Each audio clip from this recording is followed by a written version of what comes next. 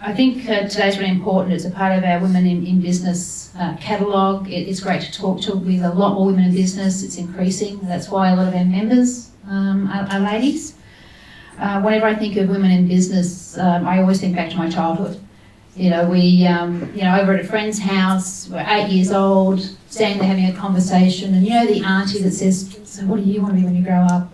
My very dear friend Stella looked at Deb in the eye and said, "I'm going to be a mechanic." Simple as that. And she's standing there and eyes wide, and I think this is fantastic. Her aunt said, "Really? That's actually a boy's job." And anyone that knows me, that I'm a really delicate flower, my remark was, what the hell has that got to do with it? And if you really know me, I didn't necessarily use those words. Anyway, it just confused me completely because I came from a house of very, very strong men and women who taught me I could be anything I wanted to be, and the sex I was completely and utterly irrelevant, as it should be.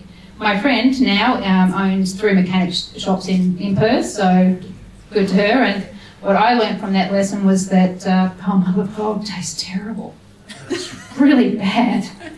Imperial leather is much, much nicer. It's smoother over the palate. It really is. I'd like to take the opportunity now to introduce you to our panellists. We have Amanda, who has a lot to be proud of.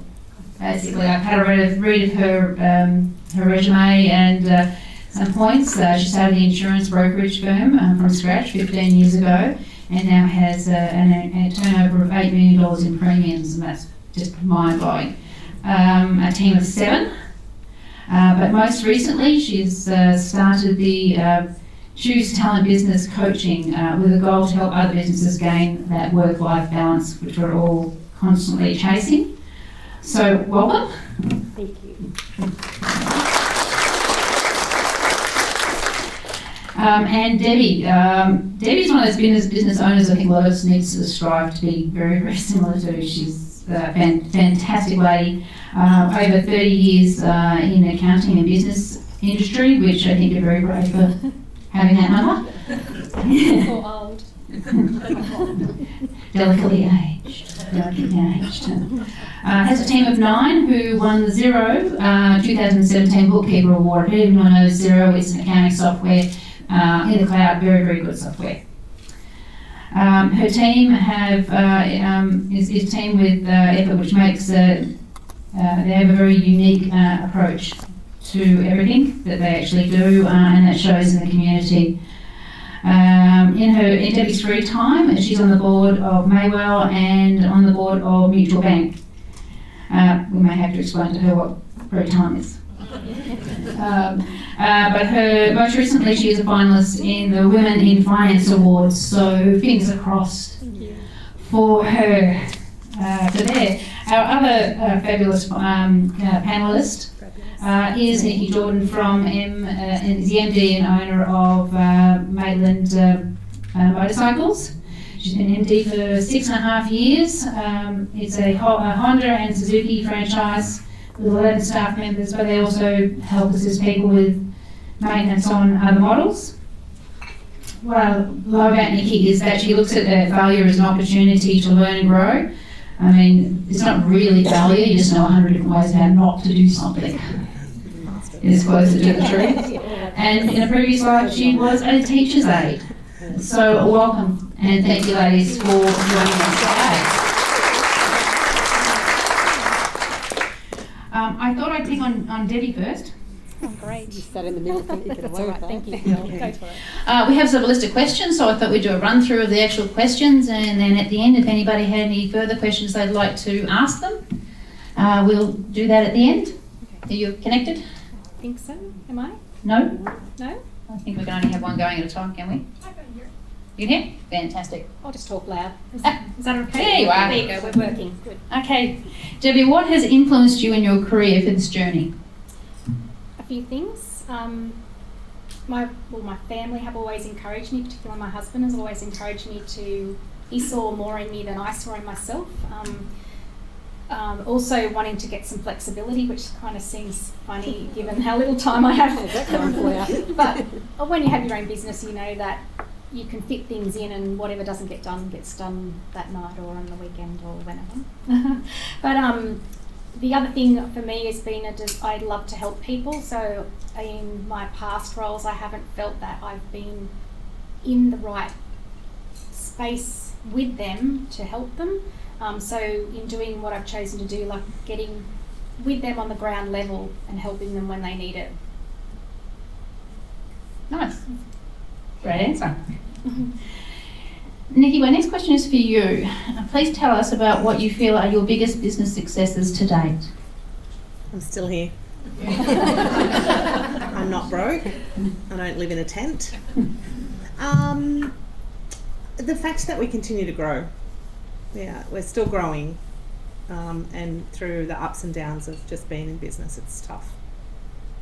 No one ever told me that.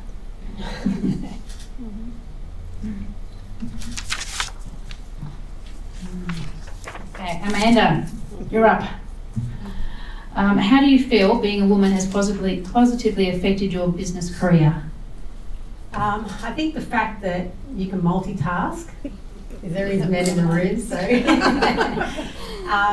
look, being a woman in business is really tough, and anyone out there that has a business will know that the emotional juggle that you have as a mum, especially leaving your kids behind to go to B&I meetings at 7 o'clock in the morning. All of that is something that a woman in business has to take on. So yeah, I think also your nurturing skills. I know I manage a team, and I think being a female, I'm a little bit, I will say soft. Nicky will disagree, but I think as a female in management role, you have that maternal instinct, and I really think harnessed well in a business is a fantastic skill. Wonderful, thanks. Amanda, same question for you. No, you did that one. No, sorry. Nicky, sorry, same question. And I really want to know what that. She's not gentle. We're recording this for quality purposes. I'll repeat it over and over again.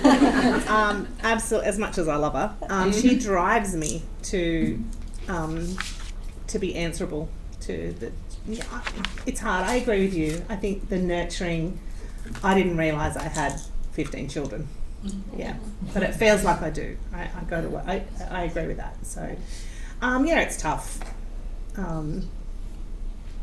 don't know what else to say, really. I just love the fact that you don't necessarily call your children beautiful, my 4 beautiful children. Well, they were when they were born. Yeah. And you know what? And I'm sure they still are at some point, just not to me. I think you're right, and where it went wrong was buying a business. I wasn't there all the time, so they have probably struggled with that. I really hit home what you just said. Yeah. We make a lot of sacrifices to look after everybody else, and our children do come second. But, you know, they don't really, it seems like they do. You know, everything we do is for them, essentially. Actually, I had a nice moment What's your recently. thought? I had a nice moment recently because I've always struggled with that in juggling being a mum and giving time to my family and kids and doing what I love, because I love what I do, so I could do it 24/7 easily, because I love it. But always had that guilt factor. Yeah. And my daughter was with me recently, and something come up about selling a business, and she missed. I'm not selling a business, my business, but it came up in conversation. She said, "Mum, don't ever sell your business." And I said, "I'm surprised that you've said that to me, because I always feel that you resent me at times because I spend so much time doing what I do." But she doesn't, and she told me, no, she said, "I love the fact that you have a business." So I think there's a bit of a mine would tell me to sell tomorrow. But that's just because they're selfish. Yeah. They want me back. They want me to be mum. To be mum. Yeah, it is a juggle. But I agree with Amanda, and both in empathy. I think empathy in a female is a great asset to have as a female in business, because we're great.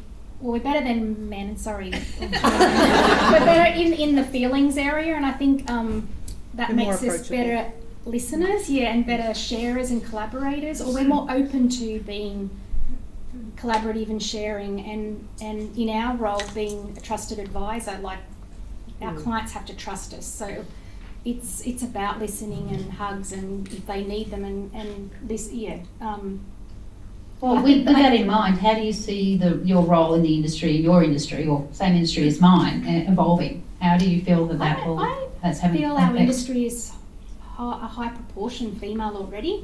That question was hard for me because I don't feel that there's barriers to females in our industry. In fact, I think we are really well represented in our industry, and we do really well in our industry. I think that we are sometimes our biggest barriers to success, because I think we doubt ourselves, and we don't back ourselves enough, and we don't put ourselves in positions to grow enough. And it's not, I've been put in some of those positions over the last few years, and I think I've grown more in that time just by putting myself in some uncomfortable positions like today. But it's not as scary as you think when you get there, and sometimes, quite often, some nice things come from it. So I think we are the thing that holds us back sometimes. Yeah, Amanda, you're in two industries, so you have the business coaching as well as insurance. Yep. Is there a large difference between the two from a going forward point of view? Yeah, there is. In the insurance industry in particular, most women will be at the desk processing policies. That's where 9 times out of 10 you're going to find an internal broker will be a female. A couple of reasons for that. They're generally more accurate. And gee, you guys are getting hammering here. We're going to have to pay for their lunches, you know. Yeah, we do. They're more accurate, they're diligent, they're fantastic on the phone. The men seem to be shiny squirrel a lot in our industry, so you'll find that most brokerages will have males out doing the selling and the females will be behind the desk, and I am so passionate to change that. When I started my business, I worked for my uncle who owned offshore insurance, and he started that from scratch, and he was a broker and I was an accountant. I'd never processed an insurance policy. I never even had a client. I wasn't even qualified. And when I left and I said to him, I'm going to go out and do my own thing, and he said, do what? And I said, I'm going to be an insurance broker. Now, I'd spent 5 years paying a lot of male brokers. Again, it was, some couldn't string a sentence together. It was really tough on the other end. And I said to him, I'm going to go and door knock. And he said, well, you've got to buy a book of business. You're not going to just get it for nothing. Now, insurance brokerages are priced 2 times the turnover or 9 times the net profit. So you can imagine the money I have to come up with for that. Looking back now, it was probably a naive thing to think, but I thought, why would I pay for something I can take for free? And his comment to me was, you will never do that. Only men can do that. You will fail, and I'll see you back here for your job back. I cannot tell you, it was like a red flag in front of a bull. Hence why now I have an $8 million business, because I had a massive why. So I'm passionate about pulling those women out from behind the desk in insurance and saying, you too can have what I have. Just believe in yourself, have a go, back yourself, because I'm there to back you every day of the week. As far as the coaching goes, I train with the Coaching Institute in Melbourne, and to be honest, it's probably about 70% of the students are female. And the big thing I do notice is the self-belief. They are so much slower to get up and off the ground. And it's because of, like Nicky said and Deb said, we're our own worst enemy. Once you are happy with you and you stop your benchmark up here for your kids, your family, your business, your life, your friends, your family, that's when you're in a position that you can, really let loose and have a good old crack. Nice. You're in a very male-dominated industry. I mean, there's a lot more women riding bikes now. Yeah, there is. It's growing, like across the world. It's growing because women believe they can do whatever the men can do. So, you have women racing motocross, you have women racing sports bikes, which is great. And it's good for us as well. But I find that in my industry, we're less intimidating than the men. So women in my business works really well. We're great for decking out your kids too, by the way, because that's a nurturing thing. Well, you want to start kids young with riding motorbikes. They want to be able to fall off, bounce, because when you get to sort of my age, you don't bounce as well. You usually don't. I think riders breed riders. You know, so if you're a bike rider, the chances are by the time your kid's 2, he's on a peewee. You know, and that's just normal. But That's it is. What is the superstorm of 2015? How did that affect you? yeah, someone dogged me in. gotta I will have tell you a friends to do story. that. I will tell you a story. Someone else in this room was with me at the time. We were on an, I think, 18-day USA holiday for my daughter's dancing, and I convinced my husband he should come to America and we'll extend it. We were 3 days in to that holiday. We were in Hawaii, you know, doing the pina coladas, living the life. I think we knew it was raining here, but we'd left our 3 boys, who at the time I think were 14, 16 and 17, with a babysitter, because we couldn't afford for all 6 of us to go for that long. And we woke up the next morning to Facebook showing us all this flooding. You know, my husband's first reaction was, get me on a plane, I need to go home. I'm like, mate, it's already done. Yeah, there's nothing you can do. It's not going anywhere. But the business side of it was tough. We stayed open, which may have hindered my insurance, but anyway. We stayed open because there's still people that need supplies, whether they're, you know, affected by that storm or not. But we literally had no income for about 6 weeks. We lost quite a lot of money. Big amounts of money. On top of that, we had to do a renovation that took months and months in store. So you're not got an income, and then your whole store's disrupted for 6 months. So it was really tough. We depleted our cash flow completely, and it's taken basically until COVID to get it back. So it's years and years of hard work. You don't just pluck 150 grand out of your account to restore it. So it's taken a really long time, but you know, hey, we're back and we're still here, and we're still got growth. Even now, Deb will, I think, look at my figures soon. And there's, yeah, we're still onwards and upwards. So how many motorbikes are in the shed? My husband has way too many, and I'll say more than 10, less than 20. Okay. You're up there. But they're some of them he's had since he was born, so. Yeah, that's what my husband says. And he'll say it's worth it, it grows in value. I'm going to buy that bike because it's going to be worth something one day. So, not like my handbags, apparently. Yeah, we try to do the math with my shoes and the motorbikes. I Yeah. stopped about half an hour into the conversation and went, you know, I think we need to talk about this later, and just walked away. Okay, so I'm just going to abbreviate on that. So, any woman here that does laundry will know that having no washing machine for a month in a family of 6, and I'll also tell you that my children are now 18, 19, 21 and 22, so they're not 5, so they wear a lot of clothes. I haven't had a washing machine for over a month. Lucky I live near the laundromat, so twice a week I'll go up and do 5 or 6 loads of washing, and, you know.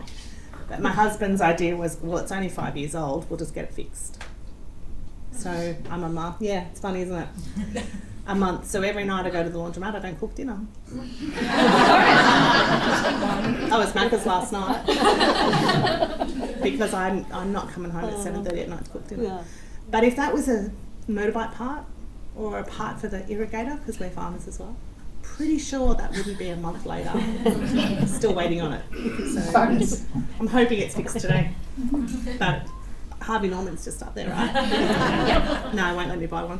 Can you believe, can you believe that this girl was so nervous and was trying to escape before we started today? Look at her. Pretty much had a handcuff. Awesome. She's so good. It's self-doubt, isn't it? It's marvellous. There's vodka in the coffee.